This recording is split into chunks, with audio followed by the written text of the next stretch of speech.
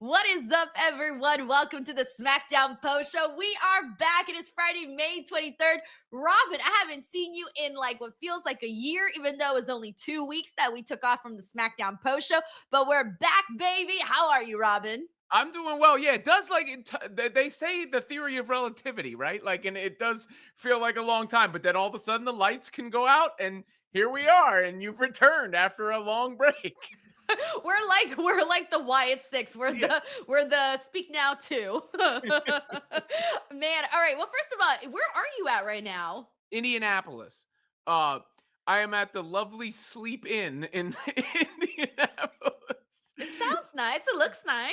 Well, it actually is much nicer than I thought. So, I was here last weekend too. I'm covering the Indiana Fever game tomorrow. They play the Liberty, and I was here last weekend for the Fever Sky game. And last weekend it was not as packed with all the reservations and hotels because the Indy 500 is also here this weekend, which is Oh. not my vibe necessarily, but definitely impacts the cost of lodging.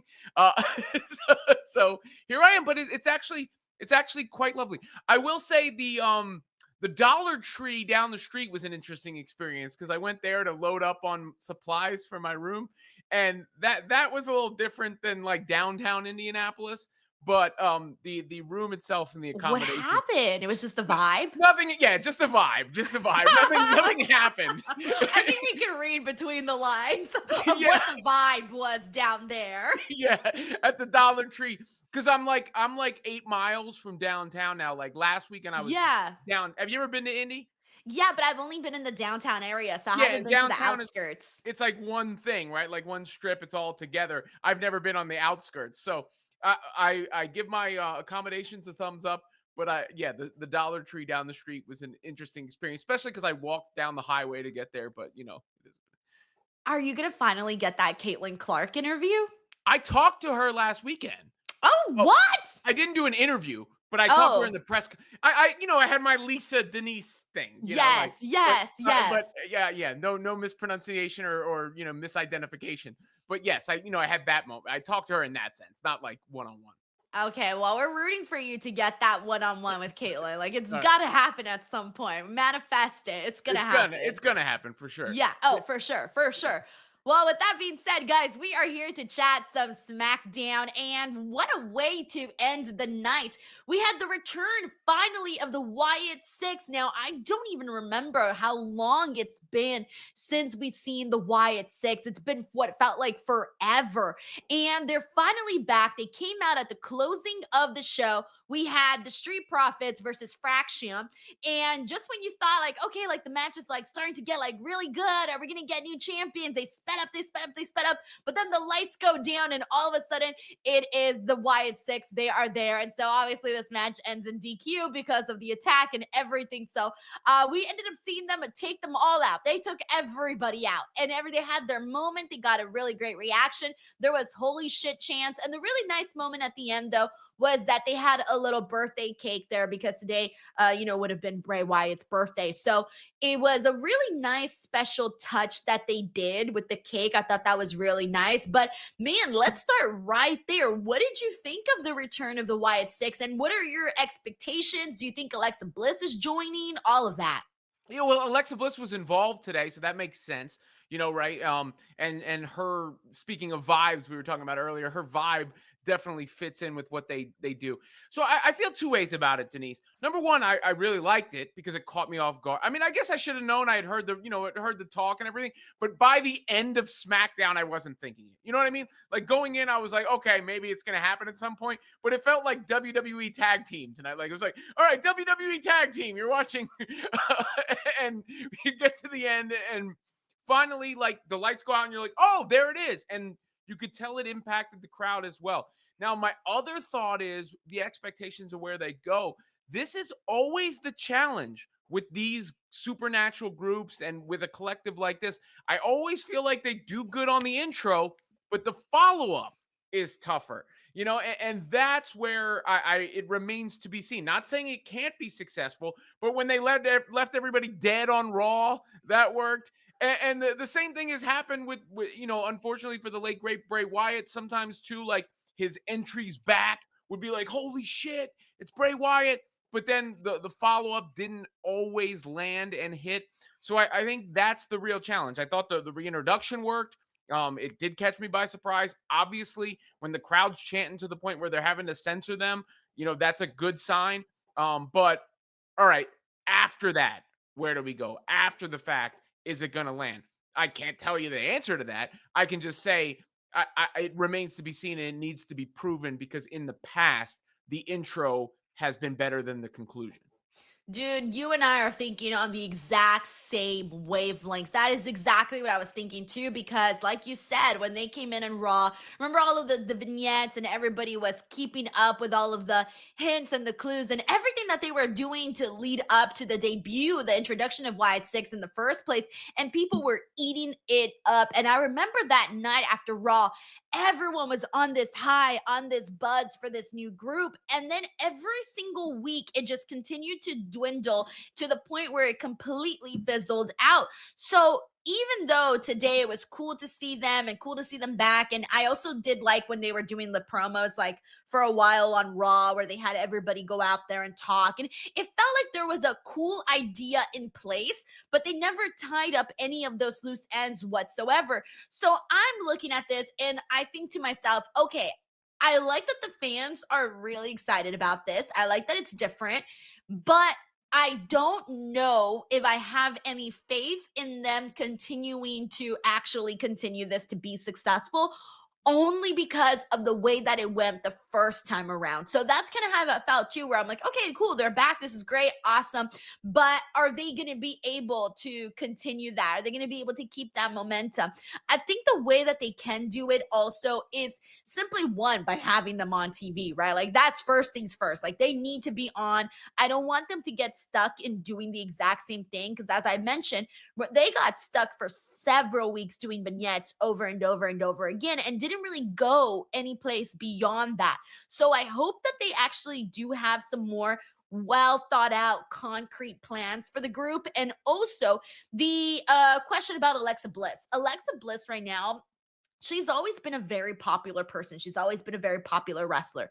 And it feels like when she came back, dude, last week on SmackDown, she got some crazy reactions for herself. And even today, she got a huge pop. People love Alexa Bliss. I feel like she is the key right now to the group, where if she doesn't get added, I don't know how much hope I would have. I think if she does get added to the group, I think there's a more chance that that they will actually do something with them. Well, yeah, the phrase "one trick pony" exists for a reason, and that's what's the follow up? It's like, for my next trick, it's my last trick, like, and that's that's what it feels like sometimes. Because what do you have beyond the lights go dark? We look creepy. What's the character? What's the arc? What's the narrative? What's the motivation? What are you feeling behind these folks? And yeah, Alexa Bliss has a little bit of a way to convey herself and a certain charisma, and definitely fits the motif. Like I said, they did the who was it that walked by her when she was talking to the doll in It was Charlotte who had taken out her doll previously. Yeah, so that's the kind of thing that definitely vibes with them, and I think the Nikki Cross thing kind of works, like the whole the thing that she's got going on there. She's so good at that role. Like that girl is such a good actress. Like I think she does so well because she's done other little things. We've seen her as Nikki Cross, we've seen her as Nikki ASH, so different. And now seeing her like in this world where she's like this creepy, she's like out of a horror maze. Like that's what you get when you're in a horror maze. And so she's really good at that. For sure. So I mean, like, it's just that's it, and that's the question. And why are they attacking the tag teams? Like, is that where they're going to be? Because it really did feel like that, Denise. Like the heavy on the tag teams tonight. Between even the one-on-one matchup with Ciampa and the and that and when you had the even the vignette that they cut backstage that they hadn't really done as much of when DIY did that earlier in the show. Then you're ending with the Street Profits and Fraction. Like it was a lot of a heavy lean. Santos, Umberto, they even got a little vignette too. I was so surprised. Yeah, what was that for the YouTube Worlds show? Collide. Worlds Collide show that they got coming up. So yeah, a lot more of that this week than they've done in the past with some of the, I don't want to say secondary you know, Yeah. uh, um, participants, but it was heavy on the tag team. So why are the Wyatt Six involved in that? Or are they throwing their hats in the ring? And is that something that they're WWE's really leaning into? Is like SmackDown is the land of tag teams. Well, it feels like they just needed some big characters because when you think about it, okay, you got Roman Reigns is not there right now. You don't have Cody Rhodes, he's not there right now. You don't have, John Cena appears ever so often. So you don't really have like these real big people on the show that, you're used to hanging on to. Like right now, the biggest focus has been Fatu, Salcedo, JC Mateo, like that whole bloodline stuff that's usually at the top of, I would say, the interest for SmackDown. And so without like those people, like who are the focus in? It doesn't feel like there really isn't anybody. So with the Wyatt Six, there was a perfect opening there for them to start, making their presence be known. And who knows, maybe this could be, really make this their show, not just be a part of SmackDown, but be SmackDown. Like that could be a thing. We don't know. But it just feels like there's a empty space. There feels like there's a void that needs to be filled. We really need that key person that we can hang on to with their storylines. And honestly, like this should also be Drew McIntyre because Drew McIntyre is there, and we'll get into him in just a little bit. But he's somebody that could also be in that spot, but isn't necessarily there. And I think part of that has to do with I don't know I've been getting conflicting comments in regards to Drew and Damian. I feel like some people like the feud, some people don't like the feud. I don't know. I feel like it's a little conflicting. Like I like what they're doing, but does it feel like the magnitude of John Cena and Cody? No, of course not. But I don't think it's bad though. So I might as well get into that. We got an attack backstage. A Damian Priest went after Drew McIntyre. Good. They have a match at Saturday night's main event, a steel cage match. So they brawled throughout the show as well. How are you feeling about this? Yeah, I mean, it feels like I've seen it before, right? Like, that's I guess the biggest critique I would have. There's nothing wrong with it, but it doesn't feel fresh and new. I mean, that's what the just circling back to the Wyatt Six real quick. That was a moment, whether that's their thing or not. At least it was a moment because if that didn't happen, what would we be talking about right now, right?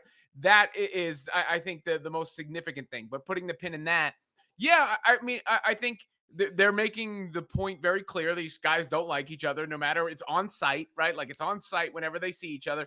But I'm done with it after the steel cage. Like to me, that should probably be the coup de grace, the finish, the grand finale for the McIntyre and Priest feud. Though it's okay to extend it this way when you have that coming up. But to your point about the star power, I mean, when R-Truth is cutting a promo as a featured part of the show. Yeah. And it was a lengthy one too that had Yeah. you kind of following all sorts of threads. Former 24/7 champion R-Truth is cutting Like 40 something time 24/7 champion. I think he might have even got into the 50 digits. I don't know. yeah. But yeah, so I think extending it for the build for Saturday night's main event is fine, but once you put them in the cage, I do feel like that should probably be the culmination of the feud. Do you see Drew going over in the steel cage, or because he won at WrestleMania, you're expecting it to be Damian? I think it's Drew again. I mean, unless they're continuing it because of or they have an idea of something else with Drew. I mean, I just don't understand why you would do what you did with Drew and then pull the rug out from under him after that fact.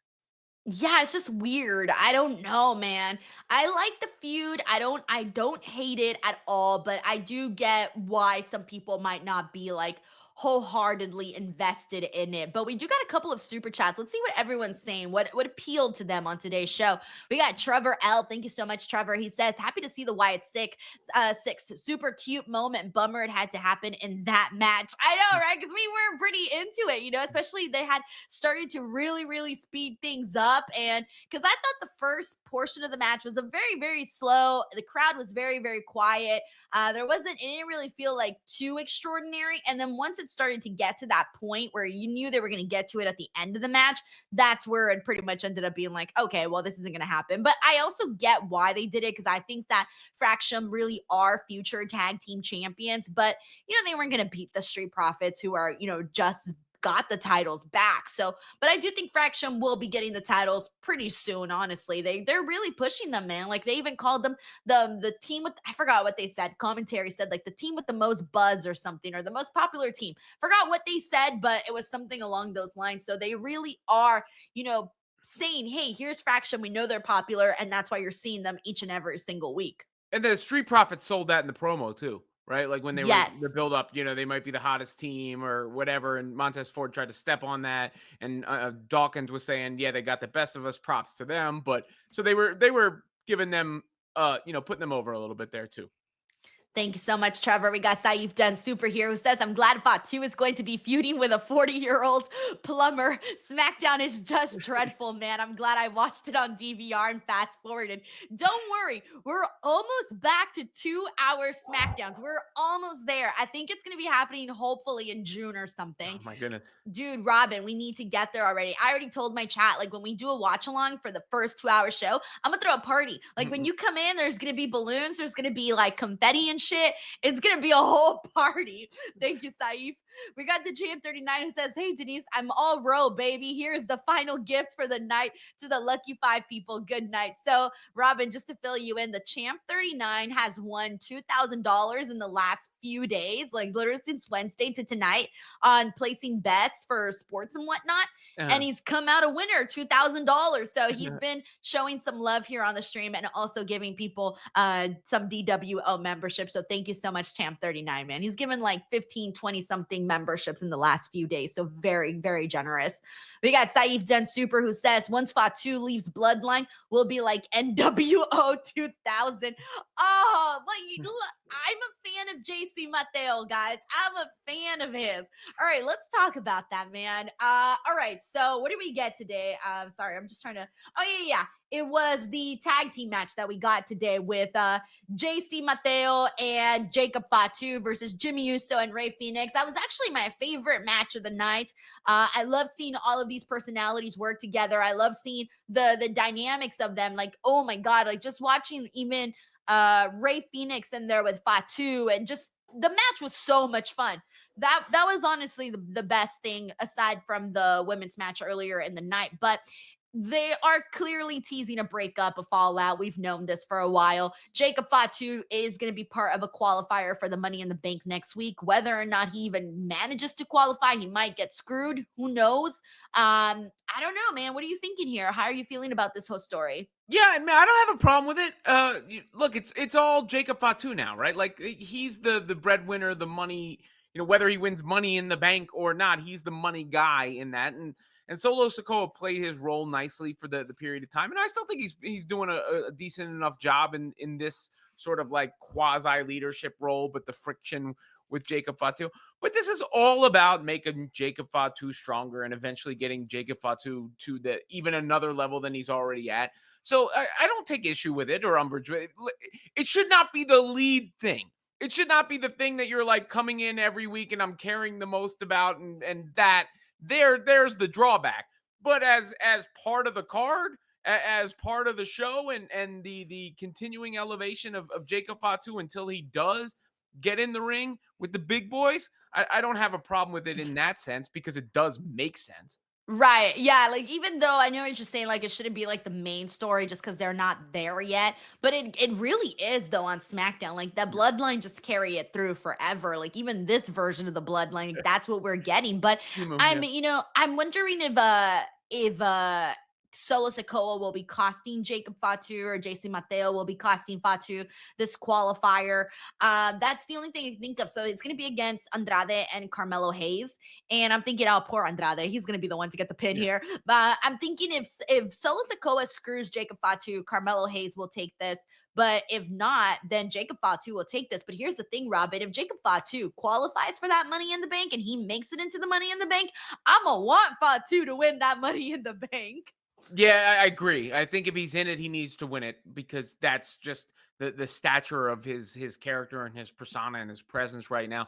So my money would be on Carmelo Hayes being the guy Yeah. that gets in there, especially after the promo Miz cut about him, sacrificing to get him there and all that. So that's where I do believe it goes, and it's probably Mateo who then gets set up as the Fatu's got to go through him to then go to Solo, right? Like, so Yes. you let it go out a little bit longer than not stretch it, but you take it to its natural conclusion, which would be him going through the big bruisey brute guy, and then him taking Solo out, and then at that point you got to go to the next thing with Jacob Fatu, which maybe is like Jey Dude. Uso. Dude, Well, wrong brand, but I can't wait to see JC Mateo versus Jacob Fatu, by the way. Like that's gonna be, two big husky dudes, going at it. I can't wait for that part. So we'll see. And I don't know, man. I'm trying to think about like, whose paths are gonna clash after this, but I think they're gonna spend some time here. Like they'll spend some time telling the story with Solo and Fatu. So I feel like this will be one of those things on the bloodline stuff that really takes a long, long time. We got Hassan Batla here who says a Jacob versus Fenix feud could feed families. Dude, their interactions in the ring, man. I was living for this. Hassan Batla, thank you so much. We got Stephen Martrulli who says, does Cody return at Saturday night's main event? Look, there's a part of me that's like, yes, but no.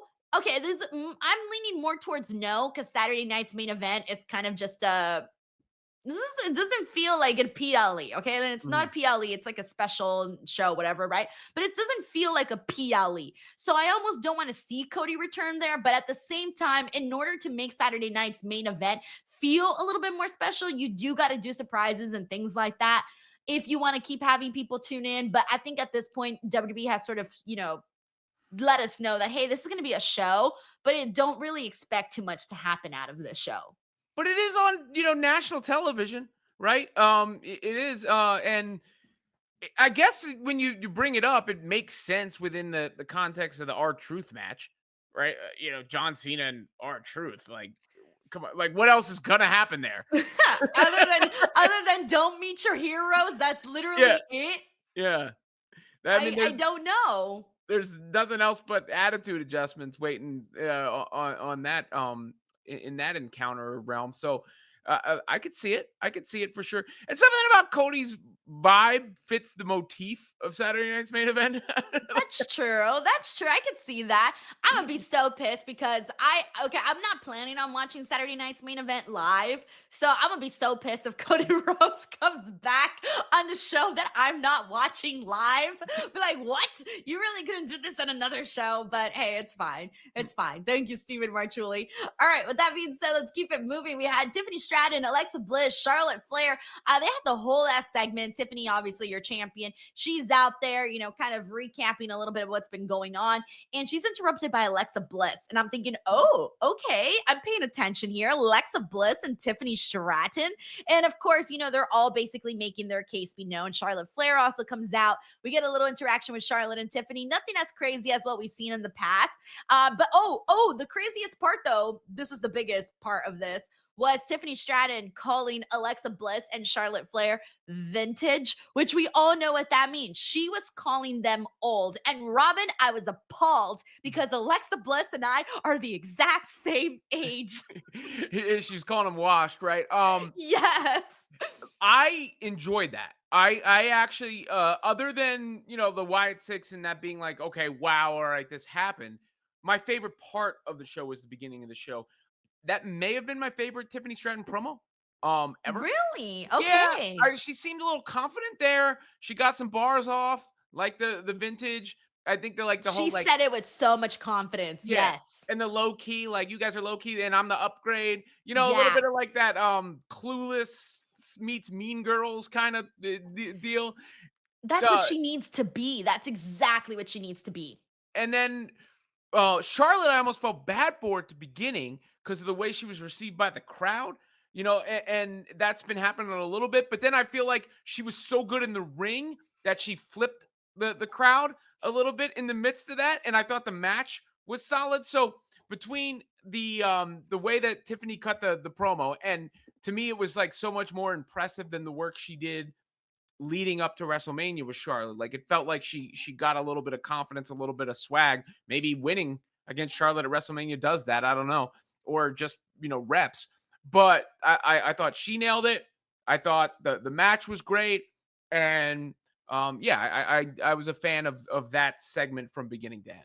Oh, I loved the match. I love the match because I love the interactions with Charlotte and Julia. Like they were just being so mean to each other. Like they were the ones with the beef. Like every time they hit each other was because I don't like you, you don't like me. We're feeling this. And I thought it was so funny though because Zelina was doing great work by the way. She was out there, she was being flashy, she was moving really fast, she was, hitting all these spots. But it was funny because the interactions between Charlotte and Julia were so serious. And then Zelina would come in and be like, "I'm here too."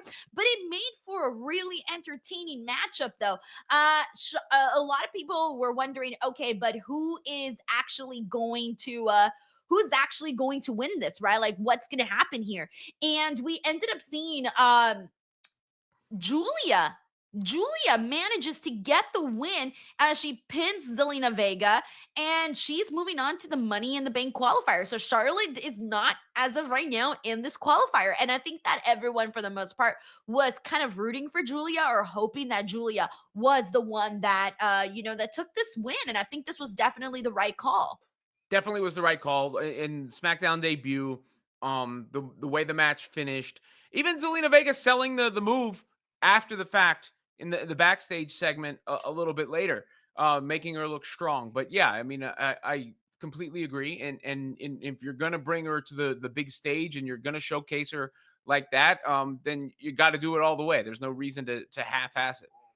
No, I agree, man. I agree. And I like by the way, I love you mentioned the backstage attack. I loved that because I really like Michin, B-Fab, and Zelina together as a trio. I almost want them to like become an official trio because I thought they looked so cool. And the match itself, they had a little tag team match. That was fine, right? Like they just went out there against the Secret Hervis, which is Piper, Niven, and Alba Fire, which I feel bad. I don't like that Piper, Niven, and Alba Fire have to constantly wrestle in the suit. I feel like it takes the away from them so much. I wish they only wore it like in segments. I wish they didn't have to wear it in the ring.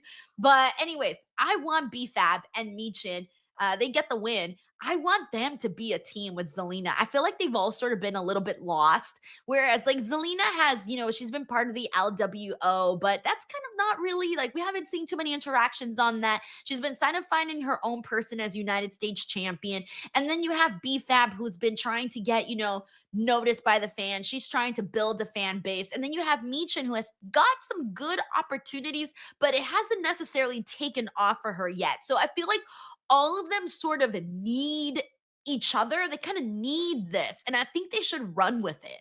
Well, yeah, I mean, the way that they celebrated at the end, that made sense, and I agree. BFab's always had like a good look to me, but obviously she's a work in progress as a talent herself, and hasn't really had anything to sink her teeth into. But they gave her, the pin there, which I thought that made the wheels turn in my head a little bit. I went, okay, and you're right about Michin, who has obvious talent, but hasn't really had anything like a character or like a specific slant or angle.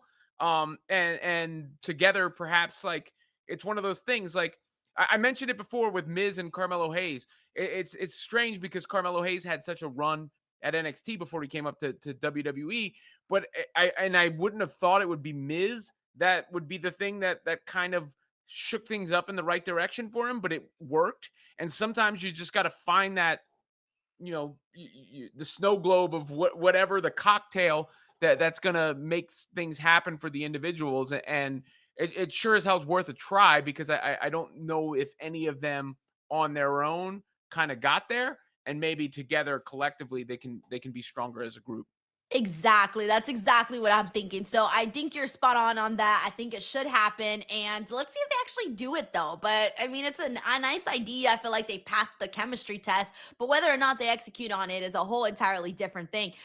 We got Sleaze Boy in the building. Oh, actually, hold on. We got Forever Young Zoe, who says, "Hey guys, Denise, how did you decide your three co-hosts for Raw, SmackDown, and AEW? I will be looking for a co-host soon. Thank you." Oh, that's a great question. So for AEW, I had auditioned a few people, and then when Reg came on, we just had instant chemistry. So I just like went went with Reg, and just took off from there. With SmackDown, I was, starting to look for people, and Robin and I had done a show with Busted Open, and I thought, dude, I need to reach out to Robin and see if he would be interested in this because I like doing the Busted Open shows with him. So I think he would bring like a totally new and different voice here to the channel. So then that's how I chose you. And then for Raw with Santi, we had done a couple of videos together, and I really liked the vibe. And I thought, damn, how cool would it be if we partnered up for this, for this show? And that's how I ended up picking Santi. And then for NXT with Chinadu, he reached out to me and was like, hey, like I want to work with you. And I auditioned him, and we just hit it off. And so that's kind of how I ended up sort of picking everybody that you see here on the channel. But I think that doing like test videos and chemistry vibes is 100% the way to go. Like, never fully commit to someone if you haven't done a show with them or a couple of shows with them. You can easily tell with the first show if there's something there. Oh yeah, trust me. I've done many shows with many people I over the quit a years. show one time, Robin. I was on a show, I won't say what show, but I was on a show for a very short period of time. And I just wasn't in love with my co-host, and I Mm. could not stand doing the show. And You so got to I name names left. now. No. No, and then the company was like, "Hey, we're gonna pay you more if you stay." And I'm like, "No, I don't care about the money. I'm Whoa. out, bro. I'm out." Wow, so that was a strong This was a long time ago, a long, yeah, long time ago. the opposite of chemistry. Yes, no, but it's like that. I mean, you said like it's happened to you, and it's just like sometimes it's just hard. Well, it's a lot of work on you too when that happens. But there's like there can be a personal thing. Not I've never really had beef with anybody, but where you're just like, I'm not really a fan of this person. Like there's just something about them that rubs me the wrong way. So there's that aspect of it, which is no fun. And then there's the one who just like is a dud, and you're just like, I'm putting them on my back, and I don't want to do that every single time, right? Yeah. Right? Oh man, see, like it just happens like that sometimes, and you can feel it. Like I can tell now who I like to do shows with and what the personalities are like and all of that. So it's a personality thing, and I think Zoe, I think you should just do when you're picking your co-host, do a test. Don't commit to somebody right off the bat. Yeah, Just yeah. give It's it a not second. not an arranged marriage. Yeah. Yeah, exactly. Then date around a little bit, see what you find. We got Sleaze Boy here who says, although I'm late, my really hot take, the Pure Fusion collection should have been renamed HLA, a throwback team from 2002 in WWE. Oh, I remember HLA. I think a lot of people here remember HLA, but hey, thank you so much, Sleaze Boy. All right.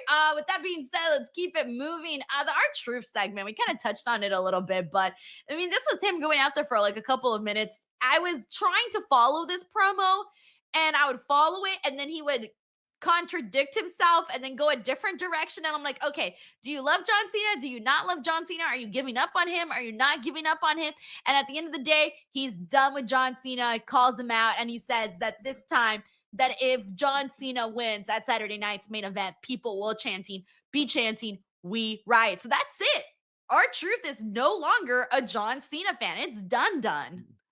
Yeah, I mean, I think the problem here is, and I get what they're doing with it, but when you tell us that this guy's comic relief for like as many times as they've done it, like how am I supposed to look at him any other way? Right? Like, that makes it a little tough. Like he's the jester in a sense. And he's been great at it, and when he comes in for the little cameo, it's funny, and he gets the little line off or the confusing thing where he says something that doesn't exactly make sense, but you get what he's saying. Like that all's funny and amusing, but it's hard to then take it seriously. Yes, it's one of those things where I thought to myself, okay, this if you're gonna be out there doing like this whole promo, it's got to be really funny, right? Like Yeah. that's what I'm expecting. Like I wasn't taking this promo seriously the whole time. I was just going like, huh, okay, like when's the punchline? How's this gonna happen? And he got to it. He got to a few, but I think this was more so supposed to be serious though. Like this wasn't supposed to be ha ha funny. It did come off as a little funny because that's just who our truth is, but it wasn't like laugh out loud funny like some of the other moments that we've had with our truth. And usually that's because they're done like in a spot, like a Right. quick appearance, not a prolonged thing. I mean, he's not a stand-up comic, right? So it's like, there's a little bit of a difference there. But I mean, I get what they're doing. I understand, and in the grand scheme of things, I'm not mad at it. But They're I doing can't. as much as they possibly can, I think, in my Yeah, opinion, for this. yeah. So, but I can't say I was captivated. Let me just put it that way. Yes, yes. Also, just a quick heads up, guys. We've been doing a countdown to 1,000 Facebook followers over here on the throughout the entire stream from the watch along to this. I just want to update everybody. We are officially 45 followers, 45 away from 1,000. So if you guys haven't followed the page, now is the time. Search up Denise Salcedo. If we can get there by the end of the stream, it would be great. I don't know if it'll happen, but hell, I will try. So thank you so much to everybody. Just search up Denise Salcedo, Denise's version, and that is the channel, the new page. We got Just Run in LA who says, who was your favorite co-host at AfterBuzz TV? Oh, for sure, Sean Waltman. Sean Waltman. There was no one that was going to be better than that. Like, Sean was great. So definitely Sean. We got Stephen Martrulli here who says, thoughts on Mania going back to Vegas? So this has been the popular question today, Robin. I've answered it quite a bit. So I'm going to give you the floor on this one. What do you think about it? Yeah, I mean, look. I have two separate thoughts on it. One, I get the general concern about the TKO corporate overlord, right? Like, I understand, and I feel the same way too. Like, do you get to the point? You talk about Sean Waltman, and you brought up at some point 2000 and NWO came up. I'm reading Mark Ramondi's book right now, the Say Hello to the Bad Guys, about the NWO, and you remember after that took place and after WWE won, there was this period of lull because there wasn't really a competition for a while. And it just like, you're going to take what we give you, right? Roman Reigns is going to eat dog food, whatever. And now we're in a place where AEW still exists and they've done their thing, but WWE is so big and powerful that it does feel like, okay, they can just go as this corporate machine. They know you're going to show up for and buy tickets. They know you're going to go to Fanatics Fest. They know you're going to watch Raw and SmackDown, and you're going to take what they give you, right? Like, so, and with the Rock thing, I think that rubbed people the wrong way. Like, a lot of hardcore people like just are still mad about that, and they've allowed that to infiltrate all their other thoughts. So I'm going to put that to the side and say, like, I get that, I understand that, and I feel that the concern about TKO overlord sanitizing WWE. At the same time, do I really care where WrestleMania is that much? No. Or where a different, am I mad that it's not in New Orleans? No. And you're like, it does feel like people are making an extra big deal about it because I think they have residual anger or angst about the situation and maybe overblowing it a little bit because in general, unless it's where I'm going to be or where I am, I'm watching it on TV. It doesn't really matter to me. Like, if it's in Vegas, if it's in Dallas, if it's in Nashville, if it's in Indy, where, like, can I go back and go through my mental Rolodex and tell you where every PLE in the past year was? Maybe if I really think about it hard, but it's not like it mattered that much. So it does feel like there's a bit of an overreaction to it, and I think it's because they're still. I think people are just pissed about The Rock not being at WrestleMania and the way Night 2 ended. And everything since then has been, it's because of The Rock and TKO, Dwayne TKO, The Rock, bad WWE corporate overlord. Screw you. That's Dude, okay, well, you bring up some great points there. I think I was looking at it in a different light where I feel like, okay, so I was thinking more of like the dynamics of it because I've been to WrestleMania in New Orleans, I've been to WrestleMania in Las Vegas, and I think Las Vegas is a far more easier place to do it at, because we know now WrestleMania is so, it's so huge. Like, it's not just WrestleMania itself, it's the additional stuff that comes with it, like the watch parties, the watch alongs, the, oh my gosh, I don't even know, all of these parties that they do and all of these different events that are being held at WrestleMania. Las Vegas is more suited to do that type of stuff, but of course I do want to see them go and hit up different areas, because you don't want to burn out a certain area.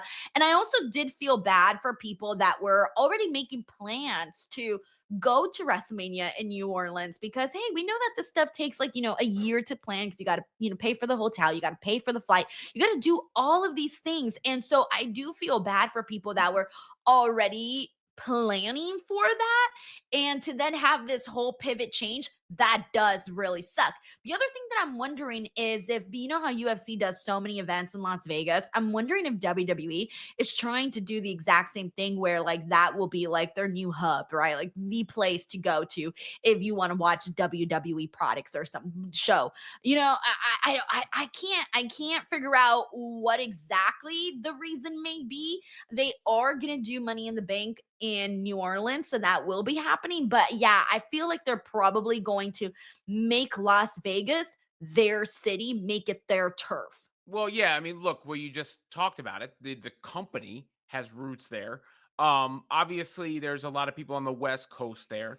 And then logistically, Vegas makes a lot. Like New Orleans struggled with the Super Bowl. I mean, I think they're getting a future WrestleMania, but like from the accommodations, the lodging, all that stuff, Vegas is ready made to host big events. So, I mean, it's basically a city of hotels, right? Like, I mean, that's what it is in the first place. No one lives in Vegas. I mean, there's ours people, but like you don't usually hear of people living in Vegas. You hear of people going to You Vegas. don't even hear of hotels selling out. Like, I've Yeah, never heard hotels selling out or anything like that. exactly. So I mean, I think for an event like WrestleMania, for it to be a hub with that new stadium there, too, brand new stadium. I mean, that does make sense. So I mean, from a both a business and a logistics standpoint, I get it. Yeah, so I mean, it sucks for people that were waiting for it, but I think if you weren't really going, I don't know how much of a difference it actually makes. But we got Bob Ross Jr. here who says, so we got Rox, Julia, Alexa, Rhea. So four mentally questionable women in Money in the Bank ladder match. I like this chaotic lineup. Dude, this is probably one of my favorite lineups that I've seen for the women's Money in the Bank match. So yes, Julia qualified. So excited. I can't even really choose who I believe is going to win. Who I want to win, though, is Roxanne Perez. I was so thrilled when she got, when she made it into this matchup. But will she win? That's a totally different story. Is there anybody here that's calling your name? Well, I think it's like just interesting to see Rhea Ripley in this mix. Not saying she has to win, of course, because she's has the most gravitas already. But the fact that it's not Charlotte that made it, it was Julia that made it, and Alexa, and Roxanne and Julia. If you're saying like one of these is not like the other right now, it feels like Rhea Ripley. So that's something to put like in the back of my mind, like, okay, what are they doing, where are they going in regards to that? Because are they trying to just, it's going to be Rhea and this is her thing, or are they using that to elevate somebody else, which I think is probably the case. Rhea, the last, year or two has just been on an upper echelon. Like, she's been on a whole other dynamic. She's a star. And that's not to say Alexa isn't, like, 'cause Alexa's a big star. She gets great reactions, but because she's been gone for a while, the new hot thing at the moment is Rhea Ripley, right? So it does, so I get what you mean by this. It would be weird. Here's the thing though, Rhea and Io, they've been painting that that's gonna happen, right? Like, Rhea has eyed Io for the championship belt and all of this. So I don't know if Rhea's taking this because of that, because they want us maybe turn Rhea heel. Maybe they want Rhea to go up against Io. I don't know. I feel like they could do that without the Money in the Bank briefcase. I don't feel like she needs it. And I feel like the Money in the Bank briefcase should be for someone that, really needs it. I don't think Alexa needs it either, especially if she's going to go into the Wyatt Sicks stuff. I don't think she does. So as of right now, that leaves me with Roxanne and Julia, and then whoever else. I don't know who else is going to be in the matchup. They announced another qualifier. The other qualifier is I think it's Naya, Jade, and Naomi, right? I think the other Mm. qualifier is. Sorry, I should have written that down, but that's the other qualifier that they are going to be doing. And then that one, I'm secretly, oh, yeah, it's Nia Jax, Naomi, and Jade Cargill. That's right. Mm.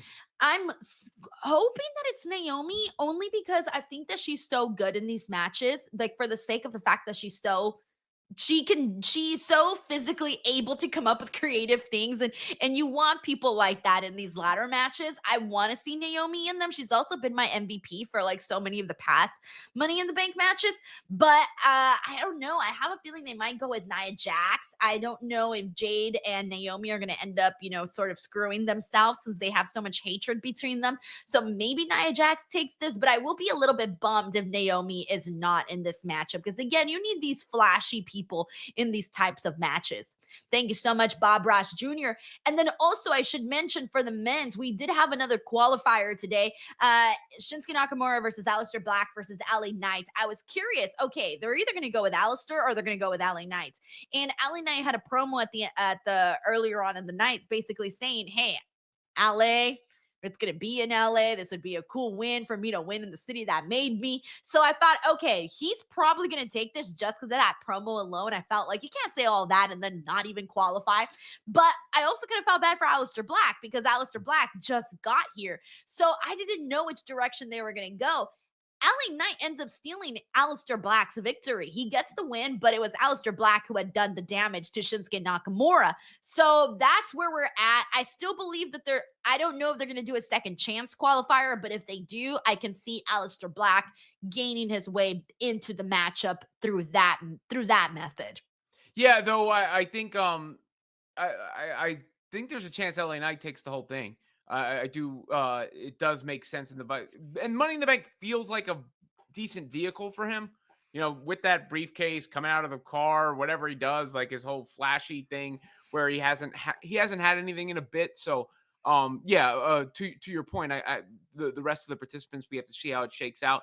But I do think that promo kind of sold it a little bit for sure. Yeah, and I feel like people have been wanting LA Knight to win the Money in the Bank briefcase for a while now. Like he's always in that conversation. And then, as I mentioned earlier, Andrade, Carmelo, and Jacob Fatu are going to be in the next men's qualifier match next week on SmackDown. All right, we got Algo here. Algo, thank you so much for the super chat. He says this arena was about 70% full. NXT had to cancel on an arena because they only sold 17%, but it's too soon to say the crowd is turning. Well, I think that, WWE had a huge buzz, going into NXT. I'm sorry, NXT, Raw Netflix. They had a lot of buzz coming out of that. They had a lot of buzz coming out of WrestleMania 40. All of that, like that period was really, really hot. Now, right now, it's kind of dwindled just a little bit, and they gotta, obviously do what they need to do to keep the product hot. And it's gonna go up and it's gonna go down. That's just the way it is. I don't know that. I think that I honestly believe, Robin, that WWE kind of priced themselves out in a lot of this, where they start, and I'm not talking about these specific shows, but previous shows where they charge so much money for the Mhm. tickets that people were kind of like, I don't know about this. And Yeah. now they did it because they were so popular at this point. But when it goes down, when the popularity is not as hot, that's got to change. And I don't know that they can charge those kinds of prices. I don't know what the prices are for these shows, but I'm just thinking about the previous ones. It did go down a little bit for SummerSlam because It did. I saw that. I know from getting WrestleMania tickets and then getting SummerSlam tickets, the difference, it definitely went down like, a noticeable amount. Not that they're cheap, but they certainly They would went not. down. Yeah, Yes. they definitely went down. So that was good. But yeah, no, I get what you're saying. And look, some of it's you got the whole thing with WrestleMania 40 is lightning in a bottle. So that's a tough thing to ever replicate. I mean, that's one of the things you'll be talking about forever. Cody Rhodes finishing his story, the crowd turning on The Rock, The Rock's involvement, everything like that. There's a reason it became as big as it did. But it usually only takes a hot angle or something to capture it. And so far, the John Cena heel turn, maybe they know, like it feels like maybe they know how it was going to start and they know how it's going to end, but they didn't know the middle.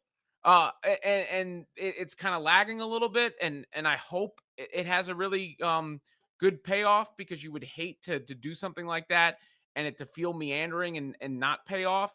And then otherwise, I really think that the Seth Rollins and Paul Heyman Braun Breaker bit is working, and part of it's, to be real with you, the app like Roman Reigns isn't there.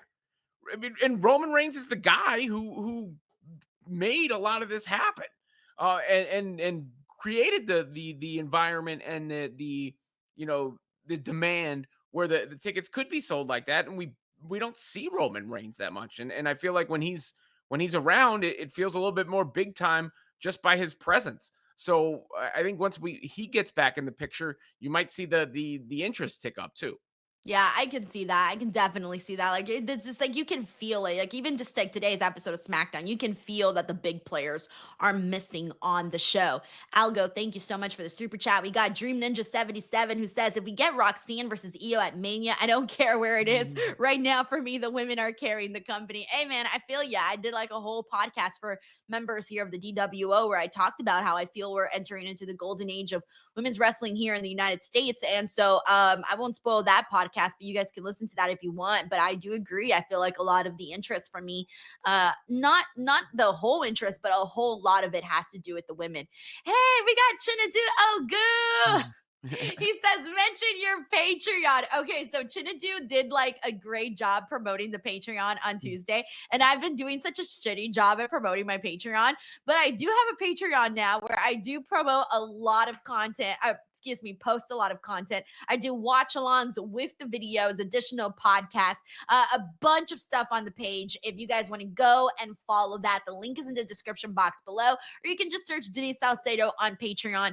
It's a great way if you want bonus content or you just want to support. So Chinadu, thank you so much. I don't do it the way Chinadu does. He does such a great job at promoting my stuff. I can't do it with the same pizzazz. I don't know. I try. I've always been better at making stuff and producing the content than promoting the content. So Right. Because I feel like, okay, like today I was promoting the Facebook page a whole lot. And even then I'm thinking to myself, damn, I'm going to annoy everybody if I bring it up again. Do you ever feel that way? yeah, I mean, I've definitely felt your Facebook adventure from afar. Yeah, yes, literally. It's been awful. But yeah, so I just keep like telling myself it's a good thing to repeat it, and because you never know who's going to be tuning in, tuning out of the videos. Well, you get in your own head sometimes too. Like, am I doing it? And you really can't do it too much. No one actually cares. Yeah, exactly. I think I'm overthinking it. Okay. Thank you so much, Chinadu. All right. Dude, is that it? Did we cover all of SmackDown already, or am I forgetting anything? I think No, we we did. got it on, Yeah. man. That was SmackDown today. I'm surprised that I thought today's show, our podcast was going to be like 30 minutes tops because I'm like, only so much happened. But once we got into the nooks and crannies of it all, we ended up getting a little bit more. So I'm very, very thrilled about that. But also, we hadn't seen each other or talked Yeah, I think about you just SmackDown missed in me. 2 weeks. Yeah. Yeah, you just Yeah, missed me. Robin. Yes. By the way, I'm going to be in Fanatics Fest. Are you going to go?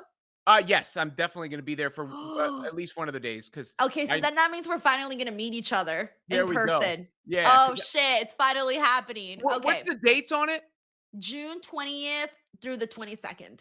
Okay, because I keep Raj keeps telling me one of those days in that time is going to be the best day of his life. So I wonder if that must be why he won't reveal to me why it's going to be. I think he's getting to meet Jey Uso or something like that, or the Undertaker. One of, one of Did you those guys buy people. your tickets already? I didn't do it, but he did. Oh, Yes, okay. it's happened. There, Okay. these things have taken place, and I know I'm going probably one of the days with him. I went last year and they took it over, and that they did the two biggest things that were there were WWE really took it over, and the other big thing was like the 40/40 club. I don't know if you're familiar with that. Like, it was Jay-Z's club in the city and it Oh, closed. But okay.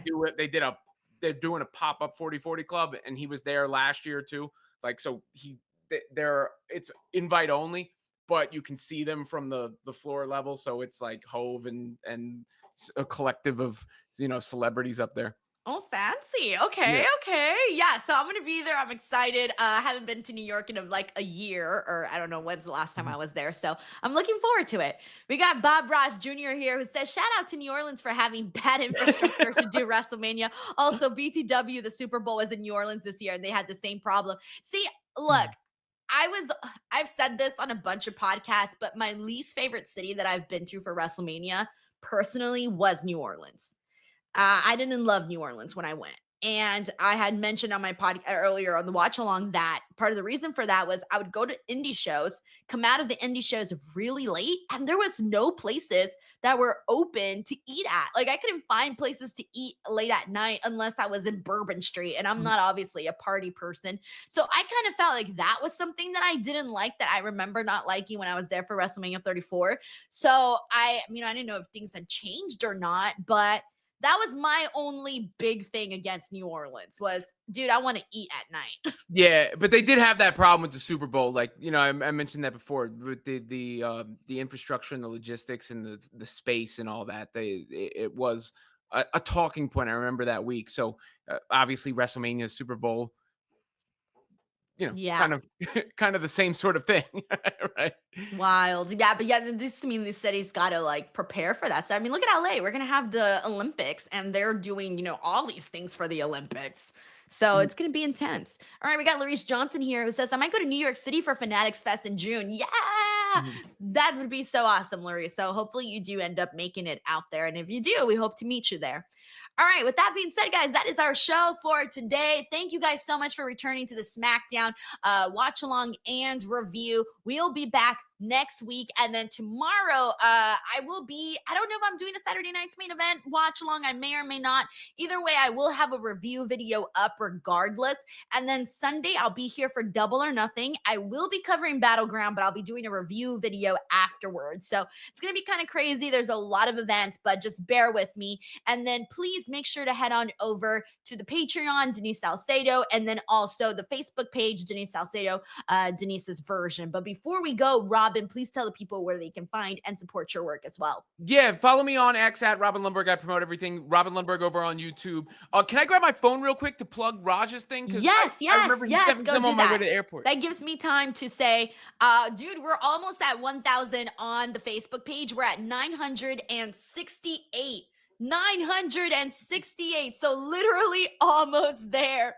Almost there. I can't believe it. So So I glad. like to promote his stuff on here because it's always wrestling themed. And I'm on my way to the airport today, and he texts me, "Is this a good thumb? Oh, Is this a good thumbnail?" let me see it. That's a great That's what I said. thumbnail. I said, "It You very." did I said, great. "Great job, buddy." Yeah. So that's his channel, Insane. and that's his thumbnail. Yeah, he's 10. He's got his YouTube going and rolling. So I like to take the opportunity to plug him and his goal of getting more subscribers than me. I love that Raj talk. That's adorable. I'm telling you, you're gonna have a future like little wrestling media personality in Raj. Well, yeah, well, you can see Rohan, the youngest one. I mean, he's every day he comes downstairs to the basement, and so like he's like a night owl. He'll come downstairs at like 11, 12, 1 o'clock in the morning sometimes. Daddy, can we watch a Royal Rumble? Daddy, can you put on wrestling? Daddy, even he can we watch Jeff Hardy get speared by Edge? And he's like 4. Since he watched the tables, ladders, and chairs match from WrestleMania 17 recently. So he's and how like little kids go through those phases. Like he is so hardcore into wrestling, and he's so excited to go to SummerSlam. So Oh, that's the best time, man. That's the best time where you're just like, I want to eat everything up, yeah. whatever I possibly can. I want to see it all. Yes, that's amazing. All righty, guys. Thank you so much. Give some love to Robin. We'll check you guys out on the next one. Bye, everyone. Have a great weekend. Yeet.